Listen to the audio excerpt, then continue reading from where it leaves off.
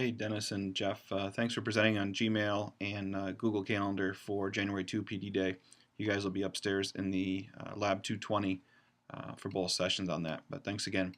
Um, Dennis, that Gmail Ninja sheet that you sent me with, when you click on a lot of stuff and it gives directions, I have handouts that people can have to go over that. If you also want to share that link, then they can click on it and read it themselves, maybe store it as a bookmark as well. Going through that would be just as good as going through the agenda that I have, maybe even actually be better. They have a good agenda. But I will go over a couple things on the agenda that I had just in case you're not sure of a few of them. Jeff, I know you were looking at some of the calendar stuff and some of the few things are new to you, so I will show those here as well. But just make sure you go over, how to get across and navigate in here. Some people may have never left Google Mail before or never found the calendar and docs and that kind of stuff. So treat them as very basic. Just assume that they don't know much and give them too much information is better. One of the things is people can't find emails. We get a lot of questions about that. So the basic search up here where they start typing and then the names come up if they're looking for an email from someone specific, or if they want to narrow it down, click on January 2 PD Day. I don't have any messages in there, so I can't, but student projects, I was looking for Zach Slocum. I clicked on student projects, so that's the label it's looking in right now. And then Zach is looking for that as well. And you could search, and there it is.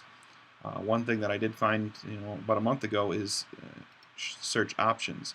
So, has the word January 2 in it, and it can be, it's going to look for any email that has it, not just in the title, but also inside the email. So I could find that one's actually been very helpful to save me lately as I look for stuff, including the trash. So showing the advanced search options are very helpful to people. Settings. So up here is settings. Go to those settings, and one that a lot of people want to know how to do is to update a picture, which is down here, and it's they can change their visibility options as well. Change the picture if they want. I'll leave that one for now. The people widget, see recent emails on the right. That's what this one is. Show the people widget, and what that people widget is, if you don't know, is let's open Carla's email. This over here, so I could click on that and get information about her, and I could instantly chat with her if she was on, send her a quick email. We don't have the phone stuff options, but I could edit contacts. So turning that on allows you to quickly do things with that person's name and contact info. It's kind of a handy feature to have that people don't realize what's over here, don't really use it. They see the picture, but they don't think about using this to an instant chat with that person. Back to our settings.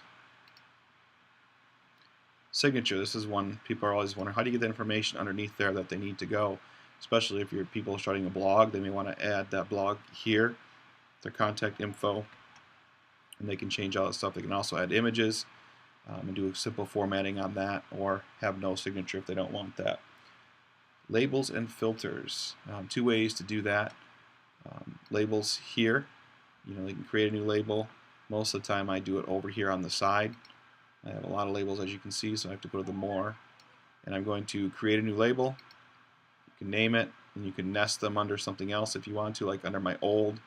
I have my old emails, my old grammar group emails. The nesting feature has been kind of handy to keep stuff that I may need, but not sure yet. Labels are handy, and also if you want to turn them off, you can do that here. Filters, something very handy. I made a fake filter here called Turkey, but creating a new filter. So any email that is from, from 1 year I had from all my students, so I put all the student names in here. Problem is though, you have to actually physically type them in. It doesn't come up with the names here, or any. Sometimes for teachers put in a certain subject, like biology 102 research paper. So the kids all put that in their subject line, and then what they do next, and then you have to tell it what to do. You want it to skip the inbox, and once it skips the inbox, you also want to apply a label, and I would have it go to student projects. So that way it never even sees the inbox, and when I'm ready to, I go to student projects. by doing these two things, it's filtered. Every one of those that comes in with that Bio 102 research paper goes right there, and when I'm ready to grade them, I could get them without cluttering my inbox. Very, very helpful. So if I create that filter, it's now ready to go and it's live. You can delete it if you want, but I'm not going to do that. Looking back at the list, the priority inbox. This is one that people don't use quite a bit. I've been using it. I turn it on and off. So this little arrow, you right click, or just click on it actually. Priority inbox filters all the ones that are tagged as important, or ones that I've starred come here. Those are ones I don't have to do action items on. And then this is my regular inbox. Notice Carla and then 2 from Connie.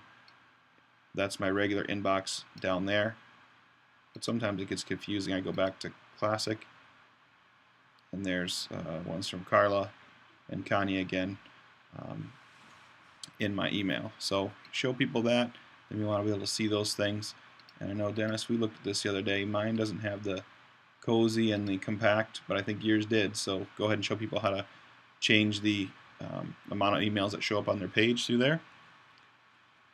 The adding Gmail to your phone, you'll see that on the agenda.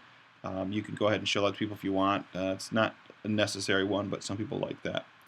The chat. So if we go to our settings for the chat, one that's also handy is you notice that your name pops up a lot of times showing a little green dot that people could chat with you. Well, sometimes, including myself, I'm busy working on something and people keep chatting in.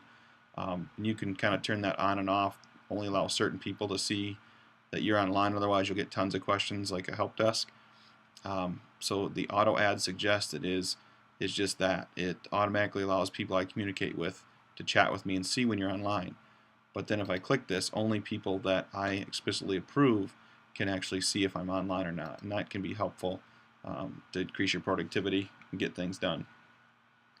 Labs, this is where on the side you'll notice that I have my calendar here and my doc, so I don't even have to leave here quite often to get what I want as far as knowing for a document or calendar.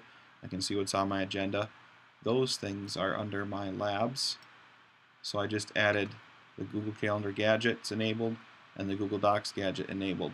And there's a lot more things that you could do on here as far as adding gadgets, and these are all available to use in our domain. And I think that's it. But yeah, Dennis, if you get a chance, use some of those things off that Gmail Ninja page you sent, and I think you guys should be well off as far as that goes. Now, Jeff, for the calendar, I sent you the video link, but just show people how to create the different events by hitting the Create button, how to navigate there, how to start a new calendar, which actually I'm forgetting a second how to do create new calendar. There it is. Show them how to do that and color it differently, how to hide. Oops. Back to my calendar. How to turn these off and hide them. Displaying only this calendar. I don't have any events there. Display other people's calendars if they want to put those on there by clicking them on and off. Settings for mail. The only one that you're going to want to double check is under Labs, because Jeff, you're going to show people how to attach a document to a date for lesson planning. Event attachments right here. This one will allow you to add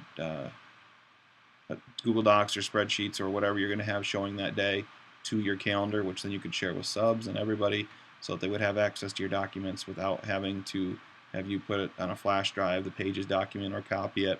It would be right there for them. So that needs to be enabled, and then you can, when you create an event, it will go ahead and allow you to add an attachment right here. So that'll be attached there for lesson planning. Any question, guys, go ahead and give me an email, but I think you'll do very well on that day with Google Calendar and Gmail. Thanks again.